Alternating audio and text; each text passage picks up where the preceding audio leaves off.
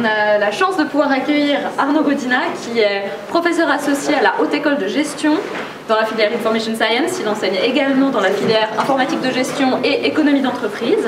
Et il est co-directeur, c'est ça, du CAS, donc Certificate of Advanced Studies, Blockchain et Finance de la Haute École de Gestion. Aujourd'hui, je vais vous parler des cryptos et de la blockchain. Je suis convaincu par le potentiel de la révolution blockchain, mais je suis là aussi pour vous avertir qu'il y a beaucoup d'abus, ça vous en avez peut-être déjà entendu parler, et des risques importants dans les crypto-monnaies. La crypto, je vous mets entre guillemets, c'est de l'argent numérique. Alors, échangeable sur Internet sans intermédiaire. Donc, si vous avez des cryptos, à un moment donné, vous les avez achetés par exemple sur le Bitcoin, vous avez acheté des Bitcoins, vous pouvez les transférer à tout moment de l'autre côté de la planète et la personne recevra ces crypto-monnaies. C'est fondé sur les technologies blockchain. Alors je vais vous détailler après ce que c'est les technologies blockchain, même si c'est compliqué. Ça a commencé en 2008, donc c'est relativement récent, par le Bitcoin.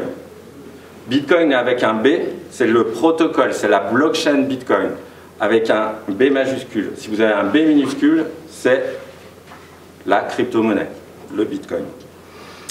Et en 2015, avec Ethereum, qui a ajouté des smart contracts. Donc Bitcoin, en 2008, c'est le fait de pouvoir échanger de la monnaie sur Internet. Vous voyez, quand même, c'est quelque chose de super innovant. Vous êtes obligé normalement de passer par des banques pour échanger de la monnaie. Là, vous n'avez personne, enfin pas d'intermédiaire, c'est juste un réseau qui marche par des incitatifs économiques. On considère aussi que le Bitcoin comme de l'or numérique, au sens où il y a de la rareté. Il n'y aura que 21 millions de Bitcoins qui seront minés, on appelle ça minés en fait, qui seront créés. Actuellement on en est à 19 et quelques millions. On peut considérer ça comme une réserve de valeur parce qu'actuellement la valeur du Bitcoin continue d'augmenter, même s'il y a des baisses brutales. Depuis le début du Bitcoin, il n'a fait que augmenter. Et contrairement à l'or, l'avantage c'est que vous n'avez pas de contraintes physiques. Vous voyez, pour transporter vos bitcoins, ils sont de toute façon sur le réseau, ils ne sont pas dans votre poche. Ça, c'est pas un problème pour transporter vos bitcoins. Et tout ça, on peut considérer comme des crypto-actifs. Au même sens que vous avez des actifs, quand vous allez dans une banque, vous avez des actions, vous avez votre compte en banque, vous avez une maison, vous avez une voiture, tout ça c'est des actifs, c'est des valeurs. Eh bien, dans la blockchain, vous pouvez avoir des crypto-actifs qui représentent possiblement des actifs que vous avez dans le monde réel, comme des parts immobilières, c'est des choses qui commencent à exister. Alors la blockchain, je vais vous prendre l'exemple du Bitcoin, qui est le premier, c'est vous avez une personne qui veut envoyer des bitcoins, donc de la valeur, à l'autre bout de la planète. C'est l'expéditeur, et cet expéditeur, il a une adresse, un code unique qui correspond à son compte, et il va l'envoyer, par exemple un BTC, ce qui est relativement haut actuellement, c'est plus de 37 000 $, je crois, actuellement.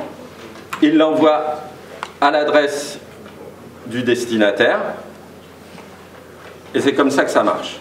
Alors derrière, c'est quoi? Eh bien derrière, vous avez tout un réseau de machines qui tournent soit à Genève, soit à Tokyo, soit à Berlin, plusieurs à Moscou. C'est que des machines qui sont faites pour ça, qui font tourner un programme et qui communiquent les unes avec les autres. On appelle ça des nœuds, des nodes.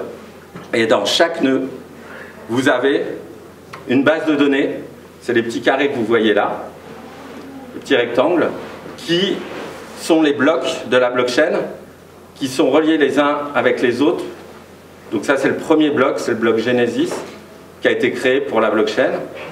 Et à chaque bloc validé, en fait, vous avez un nouveau bloc qui est créé, qui est lié au bloc précédent. On considère ça comme une base de données, un grand livre ouvert, parce que tout le monde peut aller voir ce qu'il y a dedans. Comment on peut faire pour rentrer un petit peu dans le monde des cryptos et de la blockchain? Eh bien, La première chose à faire, et je pense qu'il y en a beaucoup qui vous le rabâchent, c'est d'apprendre et de vérifier l'information.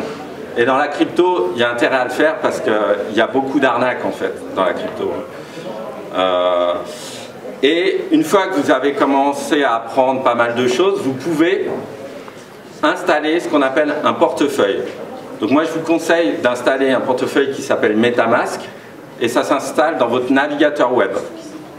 Okay, c'est comme un plugin que vous allez mettre dans votre navigateur web. Et là, vous allez devoir créer ce qu'on appelle des clés publiques et des clés privées. Donc ça se fait automatiquement. Et la clé publique, c'est une clé que vous pouvez distribuer à tout le monde. Par contre, la clé privée, ne la donnez jamais à personne. Et s'il y a des gens qui vous la demandent, ne la donnez surtout pas. Il n'y a jamais besoin de donner la clé privée. Si la personne elle récupère la clé privée, vous pouvez dire au revoir à vos cryptos.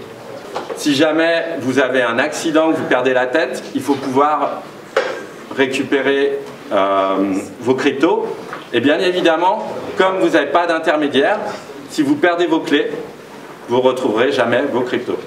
L'origine du Bitcoin, c'est aussi suite à la crise de 2008, des crises des subprimes, de la finance débridée, et puis là, de l'inflation, ça a beaucoup de sens. En même temps, on ne sait pas si en cas de crise vraiment financière, si le Bitcoin ne va pas subir aussi des pertes de valeur. Parce que là, le problème, c'est quelle valeur on lui donne, vous voyez.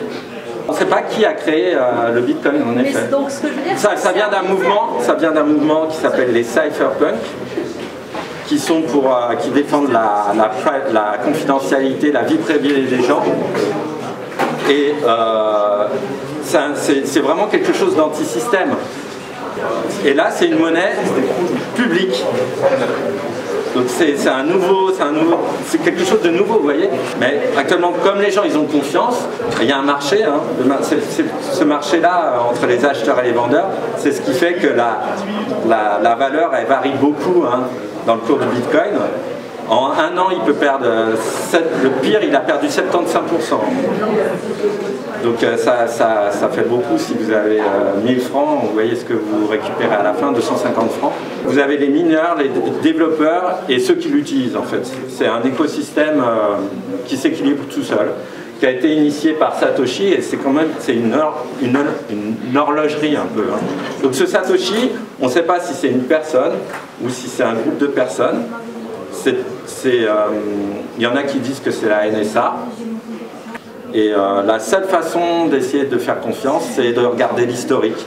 Regardez plutôt des choses qui existent depuis plusieurs années, qui n'ont pas eu de problème, qui ont eu des audits de smart contracts, il y a des audits qui sont faits.